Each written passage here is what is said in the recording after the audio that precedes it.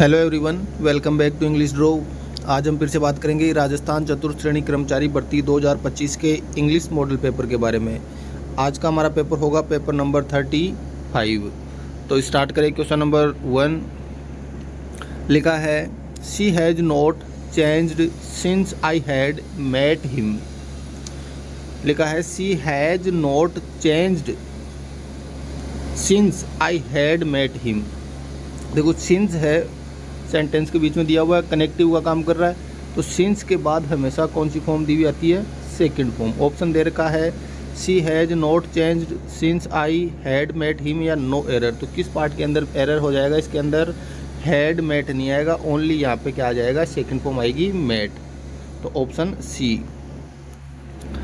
Second question है, he asked whether I am attending the seminar. He asked whether I am attending the seminar. देखो ये indirect speech है। Direct indirect जो narration topic है उसमें जो इनडायरेक्ट स्पीच होता है वो यहाँ पे दिया हुआ है। और इनडायरेक्ट स्पीच में ये जो रिपोर्टेड स्पीच वाला पार्ट है, ये पार्ट है वो हमेशा कौन से टेंस में होता है?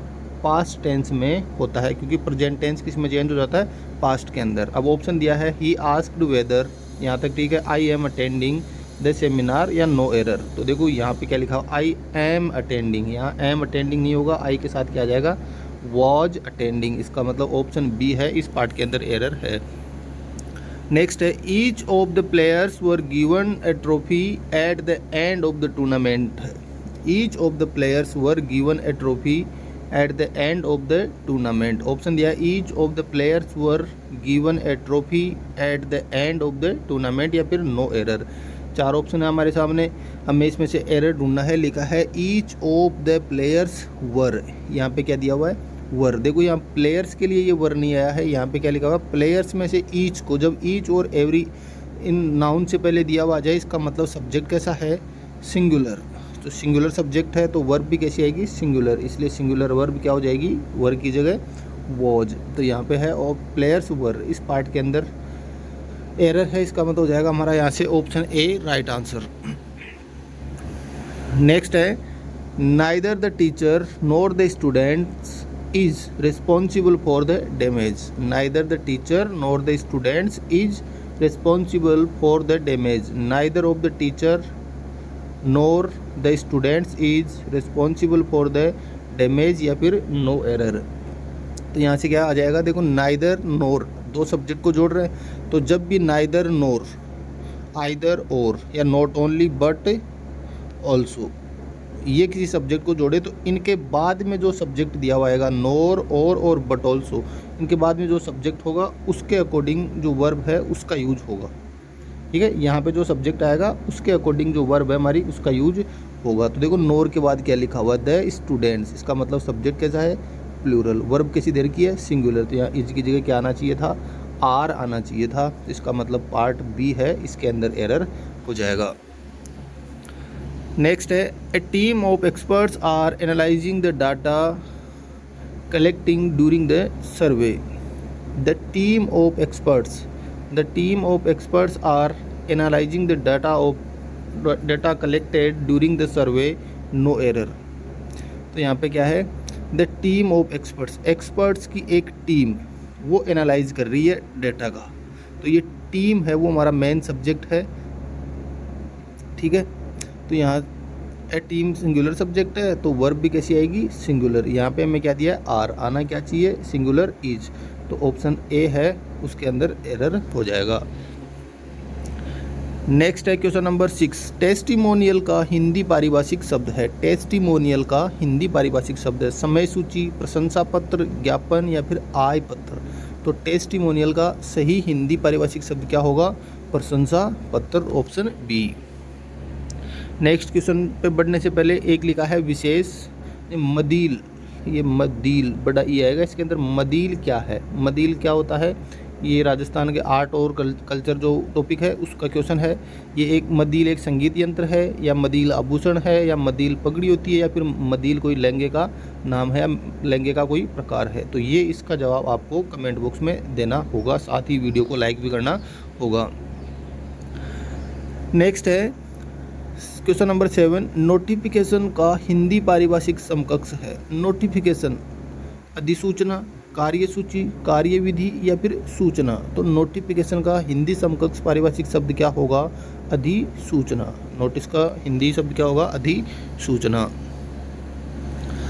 नेक्स्ट है क्वेश्चन नंबर 8। एनक्लोजर का हिंदी पारिभाषिक शब्द है एनक्लोजर, उपकरण, संलग्नक, विघटन या फिर रूपांकन। तो एनक्लोजर का सही हिंदी मीनिंग क्या होगा? उपकरण होगा, संलग्नक होगा, विघटन होगा या रूपांकन होगा। तो एनक्लोजर का सही पारिभाषिक शब्द क्या होगा? संलग्नक, जिसको साथ में लगाया जाता है, साथ में जोड़ा जाता है। जैसे एप्लीकेशन के साथ में जो डॉक्यूमेंट्स है उनकी फोटोकॉपी लगती है, वो संलग्नक होते हैं, एनक्लोजर होते हैं उनके। नेक्स्ट है एब्डिकेशन का सही हिंदी पारिभाषिक शब्द है एब्डिकेशन का सही हिंदी पारिभाषिक शब्द है एब्डिकेशन, आस्थागन, समायोजन, त्याग या त्वरण। तो एब्डिकेशन का सही पारिभाषिक शब्द क्या होगा? ऑप्शन है आस्थागन, समायोजन, त्याग या त्वरण। तो एब्डिकेशन का सही मतलब क्या होता है? त्याग। नेक्स्ट है क्वेश्चन नंबर 10। डिस्क्लेमर का हिंदी पारिभाषिक शब्द है डिस्क्लेमर, असहमति, अस्वीकरण, दस्तावेज या अवैतनिक। तो डिस्क्लेमर का सही हिंदी मीनिंग क्या होगा? ऑप्शन है ए है असहमति, अस्वीकरण, दस्तावेज या अवैतनिक। तो डिस्क्लेमर को हिंदी में कहा जाता है दस्तावेज, ऑप्शन सी। नेक्स्ट है question number 11। He left the film because he did not agree blank their sales policy. ये first grade Sanskrit education vacancy के अंदर 16/11/2022 को पूछा गया क्वेश्चन है। ऑप्शन है विद, ऑफ, बाई और ऑन। तो एग्री के साथ हमेशा कौन सी प्रीपोजिशन आती है? विद। क्या आ जाएगा यहाँ पे? विद। ऑप्शन ए है वो हमारा राइट आंसर हो जाएगा। क्वेश्चन नंबर 12 है you should provide blank your old as.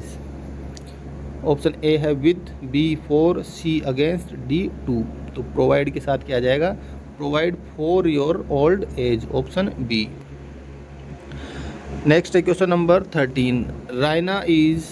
Reena is desirous blank visiting Switzerland. Reena is desirous blank visiting Switzerland, की वो इच्छा रखती है क्या विजिट करने की? स्विट्जरलैंड को। फॉर, ओवर, ऑफ और अबाउट। तो desirous for, option A. Next है question number 14। The wounded soldier fell blank the ditch. Ditch का मतलब होता है खाई या गड्ढा। In, at, into, within. जो वुंडेड घायल हुआ जो सोल्जर था, फेल गिरा, किसके अंदर गिरा? डिच के अंदर। तो बाहर से अंदर की ओर जाते हैं तब कौन सी प्रीपोजिशन आती है? इनटू। तो यहाँ पे भी क्या हो जाएगा? Option C. लास्ट क्वेश्चन है the British conquered India because the Indian princes quarrel blank themselves.